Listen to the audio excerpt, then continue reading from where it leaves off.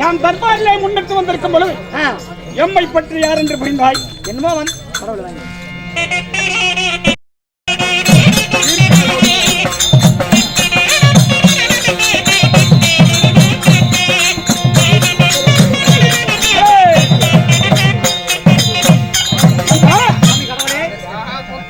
தீரான தெய்வ சபைக்கு மனமார்ந்த வணக்கம். வணக்கம்.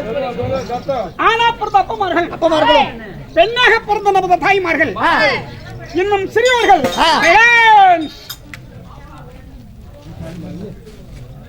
பெண்ணா பிறந்த நமது தாய்மார்கள், இன்னும் சிறியவர்கள், பெரியவர்கள், சத்தியா, வைசியா, சூஸ்திரா, பிரமா என்று சொல்லக்கூடிய 4 வருணங்கள் அமர்ந்திருக்கின்றன. இந்த தீரான அதாவது திரும் சபைக்கு நமது மனமார்ந்த வணக்கம்.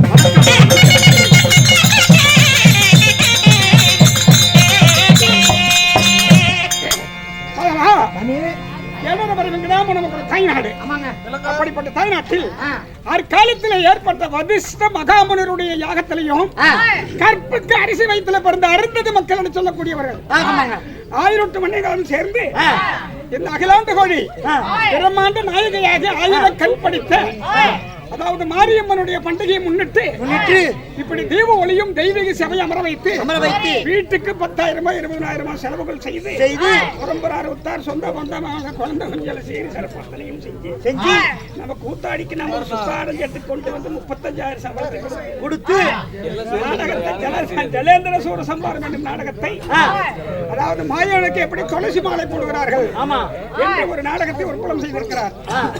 அப்படி இப்ப நமக்கு தெய்வீக சபையில இப்படி 35,000 சூப்பாடு சம்பளத்தை கொடுத்து இப்படி தெய்வீக சபையில தீப ஒளியும் தெய்வீக சபையை அமர வைத்து நமக்கு சக்கர பாப்பாடு கொடுத்து நாடகம் வைத்த நல்ல உள்ளங்களுக்கு இந்த ஊருக்கு பசு தோஷம், பாப தோஷம், நாக தோஷம், கருட தோஷம், புத்திர தோஷம், பில்லி, சூனியம், செய்வனை, காத்து, கருப்பு, பேய், பிசாசு, போட்டி, பொறாமை, கோர்ட்டு வேஜ்யம், அடிக்கடி கழகம், ஆக்கண்டு போக்குவரத்து எதுவுமே இல்லாமல் அம்மனுடைய ஆயிரக்கண்ணுடைய ஆராய்ச்சி பார்த்து நோயற்ற வாழ்வு குறைவற்ற செல்வமாக எந்த முகம் போனாலும் தங்க முகமா வாழ்ந்து 1000 கண்ணிலே ஆராய்ந்து பார்த்து நமக்கு அத்தனை பேர்களுக்கு நல்ல வரத்தை கொடுத்து காப்பாற்ற வேண்டும் என்று பிரார்த்தனை செய்கிறோம்.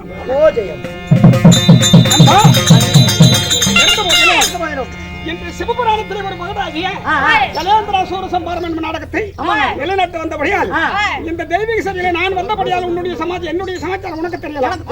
ஆனால் தெய்வீக சபைக்கு நான் யார் என்பதற்காக நான் சுருக்கமாக சொல்லுகிறேன், நீ விளக்கமாக சொல்லுகிறேன், நீ ஒழுக்கமாக கேட்கணும். அப்படியே எக்கச்சக்கம் செய்தால் சொத்துகள் விட்டு கடிக்கடிப்பு ஜாக்கிரதை. சர்பத்தை குடித்தால் எனக்கு சளி பிடித்து விடுகிறது. சர்பம் சர்பம் சர்பம் அந்த கையில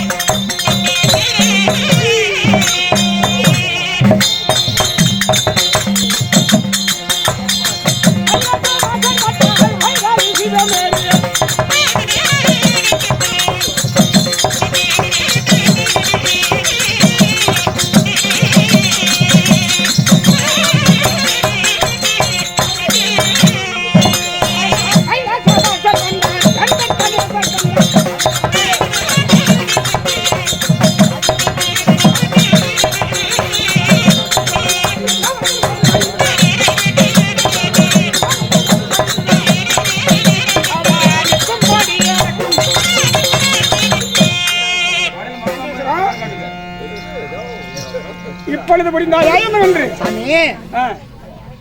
முன்னாடி மக்கள் சத்தங்க, ஆமா, பின்னாடி மத்தலகாரன் சத்தங்க. ஆமா, எனக்கு ஒரு காது சம்பளத்துக்கு அடிக்கதான் அதனால விளக்கமாக சொல்லுங்க, நான் ஒழுக்கமாக கேட்கறேன். ஆமா, நான் விளக்கமாக சொன்னால் நீ ஒழுக்கமாக கேட்கணும். சரிங்க சரிங்க. அதனால் இப்படி தெய்வீக சபையிலே நான் வந்தபடியால் என்னை சிவனன்பார், சிவனன்பார், பித்தனன்பார், பெரிய நண்பார், ஏங்கத்தோல் உடுத்தோன் நண்பார், சுடுகாட்டிலே பிரிவோன் நண்பார், திருவோடு கையில் எடுத்து இறந்துண்ணோன் நண்பார். சுருக்கமாக சொல்ல போனால் 2011 நேத்திரங்களை படைத்த ஒரு எழுத்து பரம்பொருள் என்று சொல்லுவார்கள். சாமி, இந்த பக்தனுக்கு ஒரு சிறிய சந்தேகம். என்ன சந்தேகம்? நேத்திரம் என்றால் என்ன? நேத்திரம் என்றால் கண்ணு. சாமி, சின்ன பசங்க பேசுறாங்க, நீ அதுக்கு மேல ஒரு மனிதனாக பிறந்து விட்டான். அவனுக்கு இருப்பது 2 கண்கள். 2 கண்ணு வச்சுக்கிட்டு பார்த்தது பாக்கலைங்கிறான். ஒரு கொலையை செஞ்சிருக்கு பக்கத்தால பாத்தியா? நான் பார்க்கவே இல்ல சாமிங்கிறான். அவ்வளவு ஏங்க 10 அடி தூரத்துல அவனை பெத்த தாயே போனாலும் பட்டு சோக்கா போறா பிகரு அப்படின்னு சொல்ற இந்த கலியுகத்துல உங்களுக்கு மட்டும் 2011 கண்ணு இருக்குதுங்கிறீங்களே, அது எங்க வச்சிருக்கீங்க? எதுல வச்சிருக்கீங்க? அதற்கு தான் இதுக்கு கலியுகம் என்று சொன்னார்கள். முதலிகமோ திரேத யுகத்தை சொல்லக்கூடிய யுகத்துக்கு 17,62,000 வருமாக பங்கிட்டார்கள். சரிங்க. மீண்டும் கிரீடா யுகத்தை 17,96,000 வருடமாக பங்கிட்டார்கள். சரிங்க. மீண்டும் துவாபர யுகத்தை 8,00,000 அதாவது 24,000 வருடமாக பங்கிட்டார்கள். சரிங்க. இப்ப நடக்கும் கலியுகமோ 4,32,000 வருடத்துக்கு பங்கிட்டார்கள். அப்படி படிப்படியா குறைஞ்சிட்டே வந்திருக்கு சாமி. ஆமா, அந்த 2 கண்களை வைத்துக் கொண்டு அப்படி கண்டதை காணவில்லை, காணாததை கண்டதை சொல்லி தாறுமாறாக பேசி தடுமாறி போகிறார்களே.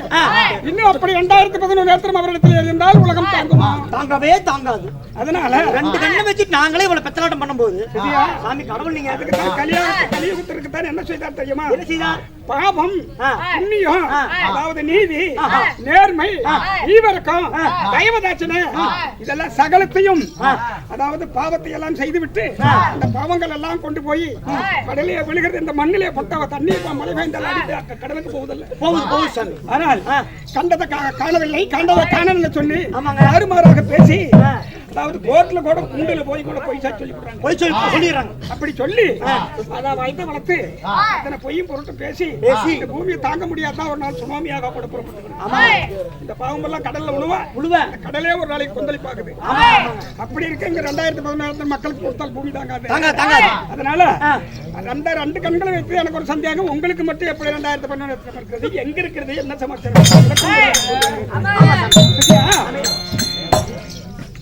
எனக்கு பிரம்மனுக்கு 5 சிரம், எனக்கு ஒரு 5 சிரம் இருக்கிறது. இந்த 5 சிரமத்துல பிரம்மனுக்கு தர்ம சிரமம் அறுபட்டு போச்சு. 4 முகன் 4 திசைக்கு 4 முகன் பிரம்மன் என்று சொல்வார்கள். சரிங்க. சிவனுக்கு 5 சிரமம் உண்டு, அது யாருக்கும் தெரியாது. அதாவது முதல் சிரசோ, அதாவது ஈசானம். இரண்டாவது யுகமோ சிரசோ, அதாவது புத்திரதரம் என்று சொல்வார்கள். மீண்டும் என்று சரப்புத்திரம் என்று சொல்வார். மூன்றாவது சிரம். நான்காவது யுகம், நான்காவது சிரமாகப்பட்டது சாமபாதம் என்று சொல்வார்கள். ஐந்தாவது சிரம் அதாவது அகோரம் என்று சொல்வார்கள். சிவனுக்கோ 4 சிரம் 5 சிரம் என்று சொன்னேன் அல்லவா? அந்த 5 சித்தர்களுக்கு 5 2 12 10 கண்கள் ஆச்சு. 10 கண்ணாச்சு. அப்ப எனக்கு பாரு முக்கண்ணே. ஆமாங்க. அப்போ என்னாச்சு? எத்தனை ஒரு கண்டு அது ஒரு 10 11 ஆச்சு. 11 ஆச்சு. ஆமாங்க. அப்படி பார்த்தாலும் 11. படியலுக்கு புறப்படும் போது நந்தீஸ்வரன் சுமந்து போகிறான். அந்த நந்திக்கு ஒரு 2 கண்கள். 2 அதாவது என்னை கங்காதேவியாக அமைத்திருக்கிறாள். கங்கா அவளுக்கு 2 கண்கள். இடப்பாகத்தை சரிபங்காக பெற்று திருச்செங்கோட்டு மலையில அத்தனார் ஈஸ்வரன் ஈஸ்வரி என்று என்ன பட்டத்தை பெற்று பாடுபடுத்துகிறாள். அந்த கொடிநெளி பாடுவதற்கு 2 கண்கள். மீண்டும் சித்து உடுக்கிய தட்டினால் கலகலம் என்று கேட்கலாம். அந்த சித்து உடுக்கைக்கு துணையாக வைக்க கண்களை கொடுத்து 8 எனக்கு பாரு முக்கண்ணு. முக்கண்ணா பிஞ்சு வரும்.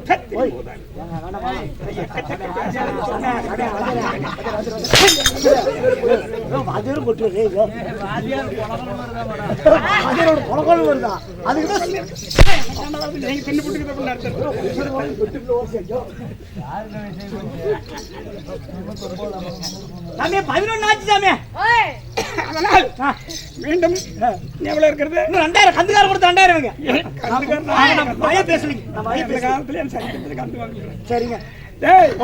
என் அண்டத்திலே சுகண்ட விளையாடுகிற இந்த ஆதிசேஷனுக்கு 1000 தலை 2000 கண்கள் எல்லாம் என் இடத்துல இருக்கிறதா என்ற தூரம் இருக்கிறதா சுருக்கமாக சொன்னேன். 2011 தங்கள் இடத்துல இருக்கிறது சுவாமி. சரி போகட்டும். சரிங்க. அதனால இப்படி 2011 நேத்திரங்களை படைத்து இருந்த போதிலும் இந்த கிரீதா துபாபுர கலியுகத்திலே 4 யுகங்களிலே ஆக்கல் அழித்தல் காத்தல் என்று சொல்லக்கூடிய முத்தொழில ஒத்துழைக்கக்கூடிய மும்மூர்த்தி தேவர்களோ நாங்கள் 3 பேர். ஆமா. யார் யார்?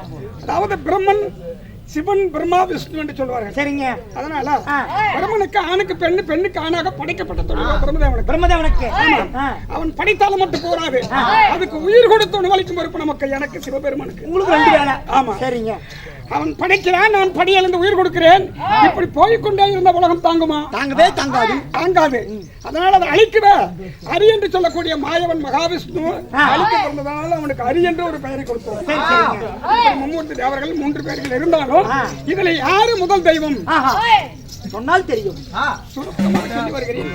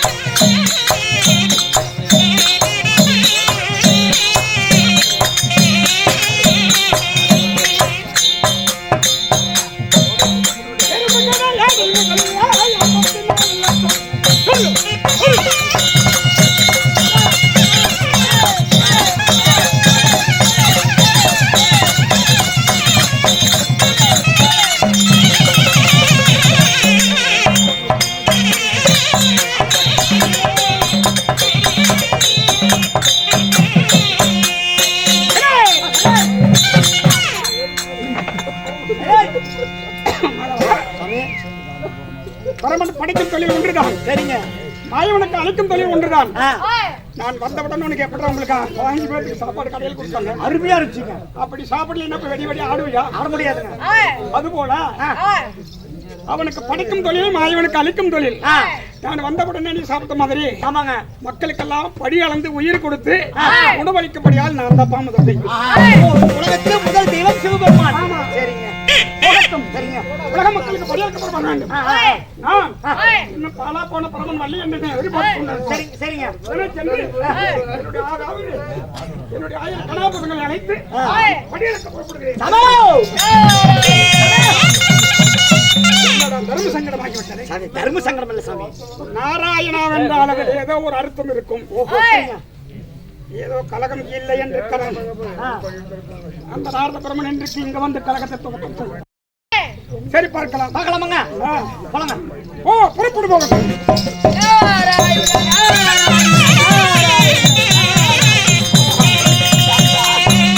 தாத்தா பாதா தரின தாத்தா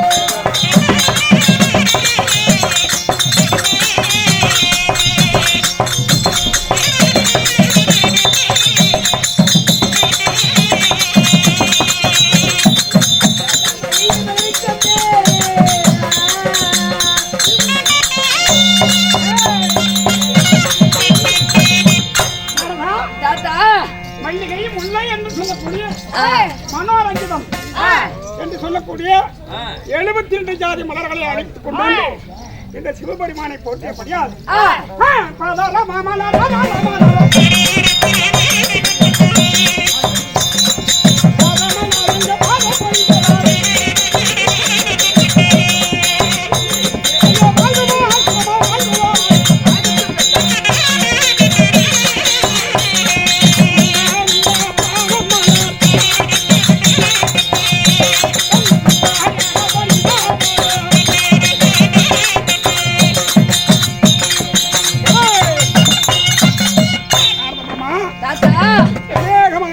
கொண்டு வந்து இந்த அடியோஞ்சனை படித்தபடியால் சரி என்றும் நீடுடியாக கலகப்புராயனாகவே சாப்பாடு. ஆமா எல்லாம் அன்னத்தை போட்டு சாப்பிட்டாலும் நீ நாராயணன் அதனால் தான் நீ என்றும் கலகப்புராயனாகவே இருப்பாய் என்று உனக்கு ஆசீர்வாதம். அப்படியே ஆகட்டும் தாத்தா. அதனாலதான் என்றும் கலகப்புராயனாகவே இருந்து சொல்லிட்டேன்.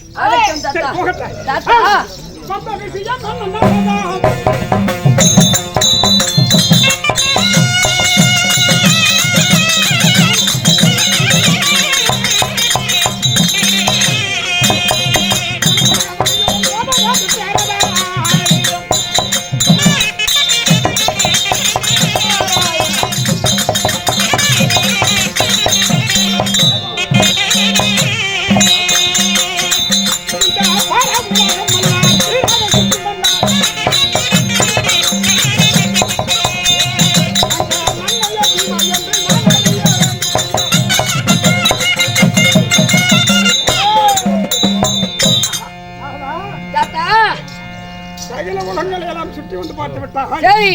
என்றும் நீடுடியாக வந்திருப்பாய் என்று சொல்லிவிட்டேன். ஆனா இன்று வந்த நோக்கம் என்ன பார்த்தா எனக்கு ஏதோ ஒரு சந்தேகமாக தோற்றப்படுகிறது. எங்கும் கலகம் கிடைக்கவில்லை என்று இங்கே கலகத்தை ஆரம்பிக்க துவக்கம் செய்ய வந்து விட்டாயா? என்னை உண்மையாக இருந்தாலும் சொல்லு.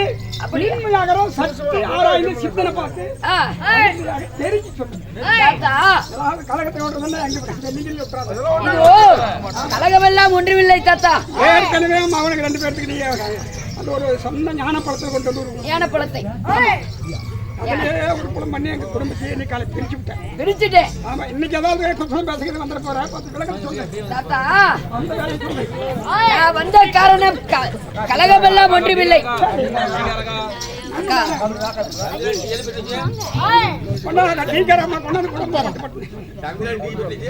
பேசும்போது அவங்க டீ குடிச்சிட்டு இதோ தெய்வலோக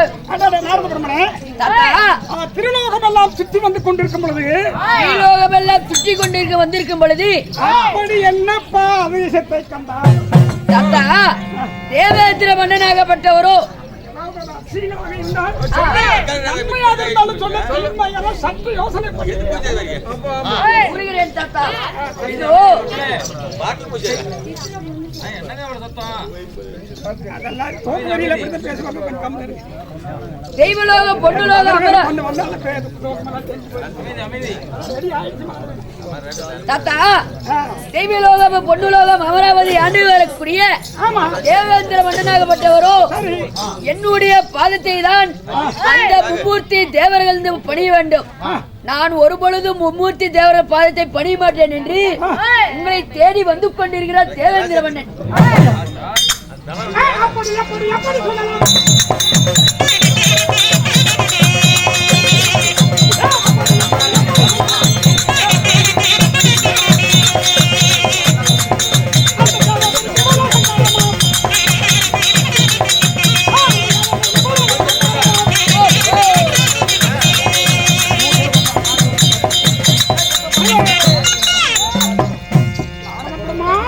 தாத்தா, தேவர்களும் அசுரர்களும் அன்று பார்க்கடலிலே அமிர்தம் பாலித்தார்கள். சரி நரை திரை மூப்பு பிணி சாக்கடை எல்லாம் அகற்று மீண்டும் தேவாமிர்தம் பாலித்து அந்த அமிர்தத்தை குடித்து விட்டால் என்றும் சாகில்லாத வரத்தை வாங்கலாம் என்று சொல்லி அரக்கர்களும் தேவர்களும் அமிர்தம் பாலித்தார்கள். ஆமா தாத்தா. அன்று தேவர்கள் அமிர்தம் பாலிக்கும் பொழுது உச்சி சிறுவம் வெள்ள குதிரை பட்டத்து வெள்ளானை தங்க கடாரம் இப்படி நம்பை ஊர்வசி மேனகை ரதி ரதி தேவி சித்திரை என்ற கன்னி பெண்கள் 60 கோடி ஆஸ்பத்திரி பெண்கள் இப்படி தேவாமிர்தம் காமதன் பசு இப்படி அத்தனையும் உருவாக்கி அது மட்டும் கடைசியாக 30 சிம்மாதனம் அதிலேயே பிறந்திருக்கிறதப்பா. அந்த சிம்மாதனத்துக்கு பொன்னுலோகத்தை ஆளக்கூடிய தேவேந்திரனுக்கு தான் பொறும் என்று சொல்லி தேவர்களாக ஒன்று சேர்ந்தவனுக்கு 32 படி சிம்மாதனம் நாங்கள் வெள்ளிங்கிரியிலே சிவனும் நாங்கள் எல்லாம் ஒன்று சேர்த்து கொடுத்தோம். நாங்கள் அமர்வது ஒரு படி சிம்மாதனம் அவனுக்கு 32 படி சிம்மாதனம். அகங்காரத்தில் 33 கோடி தேவர்களை என்னை வந்து பணிய வேண்டும், நான் அவர்களை பணிய மாட்டேன் என்று சொல்லி அகங்காரத்தோடு பேசிக் கொண்டிருந்தான. அதை முன் செவியிலே கேட்டு விட்டாயா? உங்களை தேடி வந்து கொண்டிருக்கிற தேவேந்திர மன்னன். தேவேந்திரன் என்ன இடத்துல வந்தானா? தேடி வந்து கொண்டிருக்கிறான். உண்மைதான். என்னடா தர்மசங்கரமா இங்க வந்து என்ன பண்ண போறான்? இங்க வந்து என்ன பண்ண போறான்? தாத்தா, அவ பாதத்தை பணிய மாட்டேன்னு சொல்லி உங்களிடத்தை கூற வந்து கொண்டிருக்கிறான். யார வந்தால் என்னை வந்து வேணும் தேவர்கள் பணியிட்டோம். ஆமா, நான் வந்து ஒரு போது அவர்கள் பணிய மாட்டேன் கர்வத்தோடு சிம்மாதனத்தில் வந்திருக்கிறான். கௌரவத்தோடு வந்து கொண்டிருக்கிறான். சரி, அதனால உங்களிடத்தில் ஒரு வார்த்தை சொல்லிவிட்டு போகலான்னு வந்தேன் தாத்தா. கலகமெல்லாம் ஒன்றுமில்லை. தேவேந்திரன் என்னிடத்திலே வருகிறான் மீதான் என்னை பணியும்படி கேட்பதற்காக. ஆமா, சரி வழக்கு பார்க்கலாம். போய் வருகிறேன்.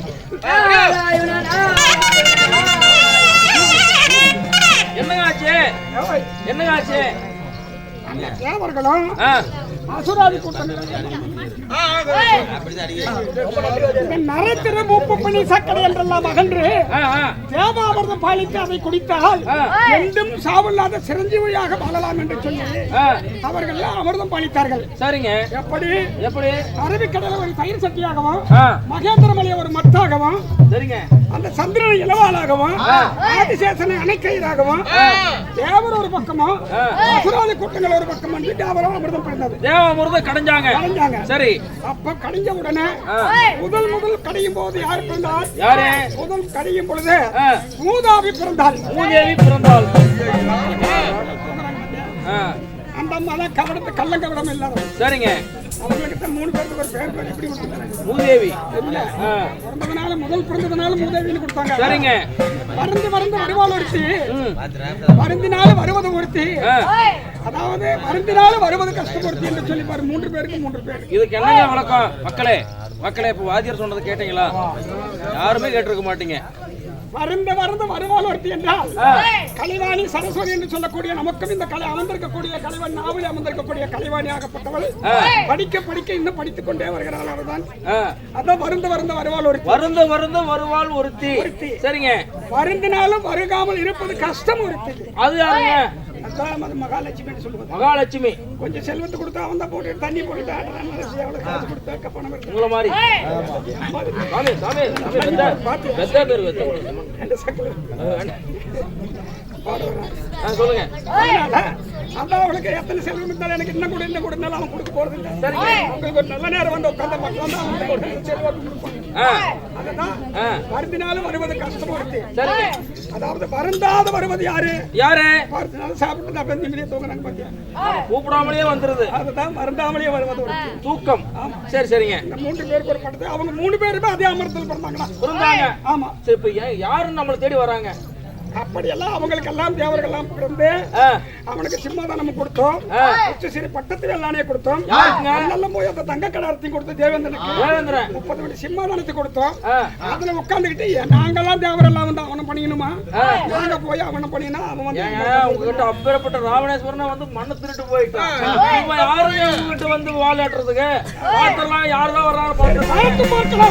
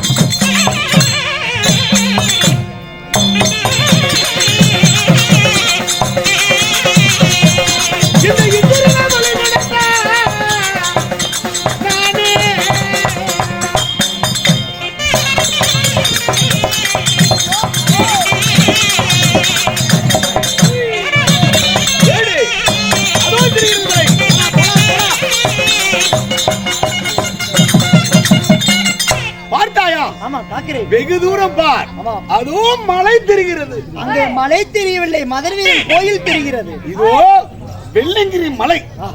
அந்த வெள்ளங்கிரி மலை தேடி அந்த மலையில பாருங்க யாரோ சேர் போட்டு உட்கார்ந்து தூங்கிட்டு இருக்காங்க, தெரியுதுங்களா? ஓஹோ, பக்கப்பூ சரியா நான் தெரியல. நான் தேவலோகத்து அதிபதி தேவேந்திரன் வந்திருக்கும் போது அமர்ந்திருக்கின்றார்களா? ஆமா, இந்த மலைக்கு உள்ளதான் இருக்கிறாங்க. ஆமா ஆமா. இதோ அந்த சிவனா இத்தனை நாட்களாக அவருடைய பாதத்தை நான் பணிந்தேன். பணிந்தீங்க, இனிமே நான் பணிய மாட்டேன். அவங்க வந்து என் பாதத்தை பணிய வேண்டும். ஆமா ஆமாங்க, சிவனார் வந்து என் பாதத்தை பணிய வேண்டும். நான் அமராவதி, பொன்னுலோகம், தேவலோகம், ஆமா இப்படி 3 லோகத்துக்கு அதிபதி நான். ஆமா, அதனால சிவனாகப்பட்டவரை சந்திக்க வேண்டும். புறப்படுகிறேன் கைலங்கிரிக்கு.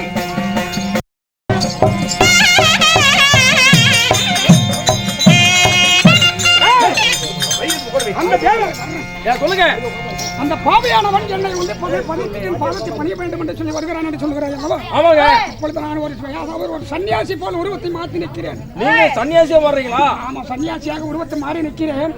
அப்ப ஈசனா என்று பேசுவானா இல்ல என்ன செய்வானா என்று சொன்ன பரிசோதனை பண்ண செய்ய வேண்டும். உங்களுக்கு இருக்குதுங்க மூளை. வயசானவரை இப்பயும் இருக்கு.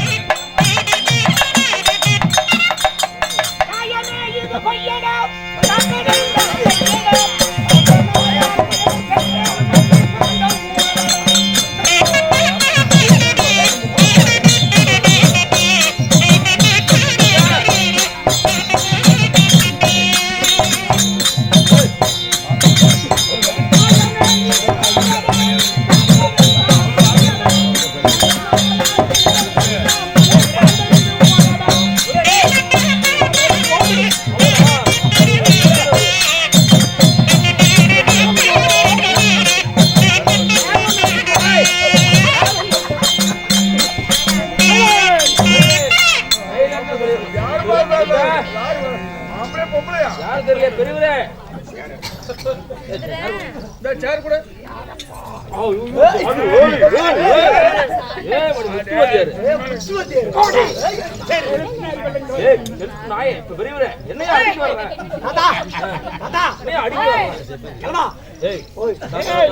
கொஞ்சம் சொல்ல மாட்டோம். கொஞ்சம் பொடி கொடு, கொஞ்சம் பொடி கொடு,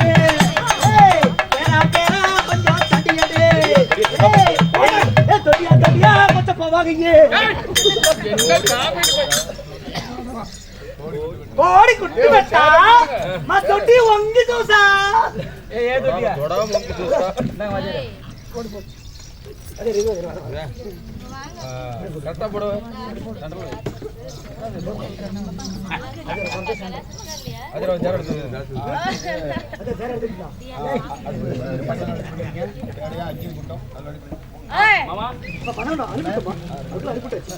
இதோ புறப்படுகிறேன். புறப்பட துஷ்ட பையலே. இதோ அந்த சிவனாரை சந்தித்து இன்று நான் சொல்லிவிட்டு வர வேண்டும். இதோ என்னவென்று இத்தனை நாட்களாக பாதத்தை நான் பணிந்தேன். இனிமேல் இந்த இந்திரன் நான் பாதத்தை பணிய மாட்டேன். புறப்படுகிறேன். அடே சிவனே,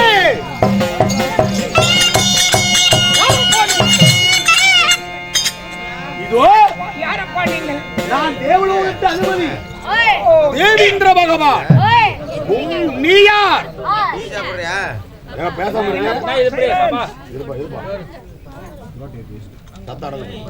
என்ன நீ பொன்னுலோகத்தை ஆளக்கூடிய தேவேந்திரனா? ஆமா ஆமா. இவ்வளவு ஆக்கிரத்தோட எல்லாம் போகிறது பார்த்தா என்ன எனக்கு வேகமா இருக்குது. என்னப்பா இவ்வளவு வேகத்தோட ஓடுகிறாய்? அந்த சிவனாரை காண வேண்டும். அந்த சிவனை பார்க்க வேண்டும். தினந்தோறும் பாதத்தை பணித்தேன். இன்று நான் பணிய மாட்டேன். நான் பார்க்க வேண்டும். இந்த கேள்விக்கு உனக்கு பதில் தேவையில்லை. அந்த சிவனை பார்ப்பதை விட என்னிடத்தில் அந்த விஷயத்தை சொல்ல. எப்படி? ஏன் சிவனை அங்க வந்து பார்க்க வேண்டும்? என்னுடைய விஷயத்தை என்னிடத்தில் சொல்லப்பா. சிவனிடத்தில் சொல்லக்கூடிய விஷயத்தை உன்னிடத்தில் நான் சொல்ல வேண்டுமா? சொல்ல வேண்டும். உம்மிடத்தில் நான் சொல்வதா? அந்த நேரடியாக சென்று அந்த சிவனையே நான் சந்திக்க வேண்டும். சிவனிடத்தில் சொல்ல வேண்டும். நான் சிவனிடத்தில் சொல்ல வேண்டும். சிவனுக்கு நான் பாதுகாப்பாக இருக்கிறேன். நீ அங்க போக முடியாது. நான் விட மாட்டேன். அப்படியா? சிவனை பார்ப்பதற்கு நீ விடமாட்டாயா? என்ன காவலா இருக்கின்றாயா? இறுதியாக கேட்கிறேன், உறுதியாக கேட்கின்றேன். சிவனை பார்க்க வழி விட முடியுமா? முடியாதா? தேவலோகத்து அதிபதி, 3 லோகத்துக்கு சொந்தக்காரன் என்ன வந்து சிவனை பார்க்க வழி விடலையா? இதோ உலகம் நடக்க மூக்க முடியல. போடா போடியா. அப்படியா? இதோ என் கையில் இருக்கக்கூடிய இந்த வஜ்ராயுதம் உன் கண்ணுக்கு தெரியவில்லை, அதனால நீ பேசுகிறாய். இதோ உன்னை ஒரே ஒரு வீச்சு வீசிட்டு நான் சிவனை போய் சந்திக்கின்றேன். புறப்படுகிறேன். ஓ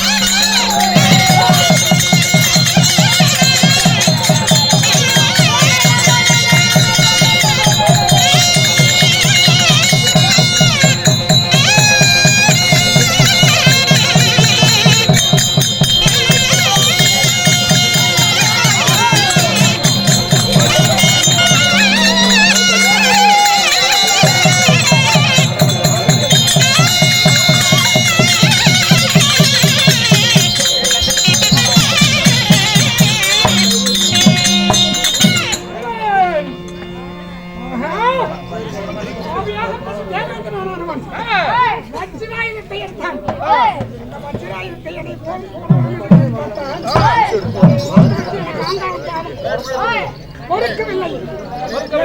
கண்ணால் அவனை ஒத்து பார்த்தேன். அந்த நெருப்பு பொறியாகப்பட்டது. அப்படி அக்கினி சுவாலுமையாக வீசியது. அவன் பார்த்தாயா, ஒரு ஆட ஒருவனாக பார்த்தாயா, 60 அடி அகலம் 70 அடி உயரமாக ஒரு அசுரனாக பிறந்திருக்கிறார். இவன் ஜலத்தில் இருந்து வெளியே வந்திருக்கிறான். இவனுக்கு என்ன பெயர் வைக்க வேண்டும் என்று ஜலேந்திர அசுரன்.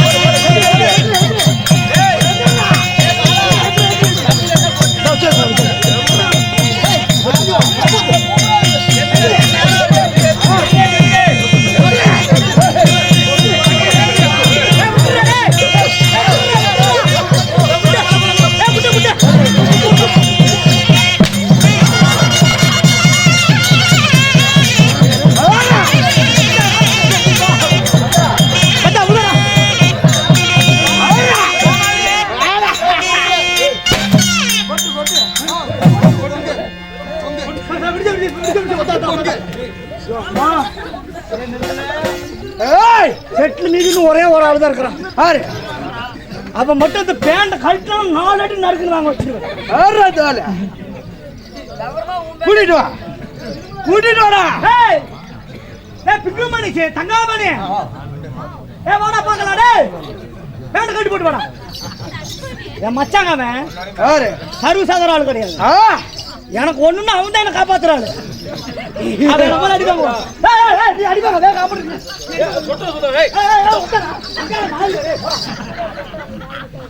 ஏய் ஓய் நான் எப்படி வராதே தெரியல. உங்க அம்மா